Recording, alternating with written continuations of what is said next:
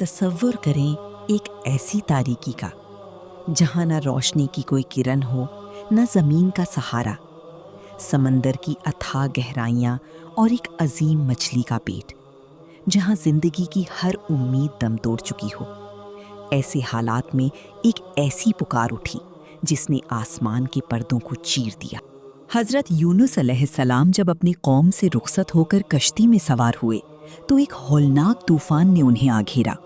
قرہ اندازی ہوئی اور یونس علیہ السلام کو سمندر کی لہروں کے حوالے کر دیا گیا۔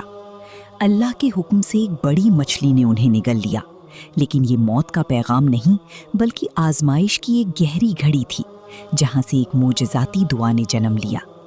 اس دعا کے 3 حصے ہیں۔ توحید کا اقرار، تیرے سوا کوئی معبود نہیں۔ جب انسان مان لیتا ہے کہ طاقت صرف اللہ کے پاس ہے تو خوف ختم ہو جاتا ہے۔ اللہ کی پاکیزگی، تو پاک ہے، یعنی اللہ ہر عیب اور ناانصافی سے پاک ہے۔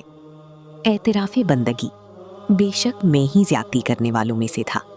اپنی غلطی تسلیم کرنا ہی توبہ کا پہلا قدم ہے۔ نفسیاتی طور پر جب ہم اپنی غلطی کا اعتراف کر لیتے ہیں تو ذہنی دباؤ آدھا ختم ہو جاتا ہے۔ آیت کریمہ کا بار بار ورد انسان کے اعصاب کو سکون بخشتا ہے اور اسے نا امیدی کی دلدل سے نکال کر امید کی روشنی میں لے آتا ہے۔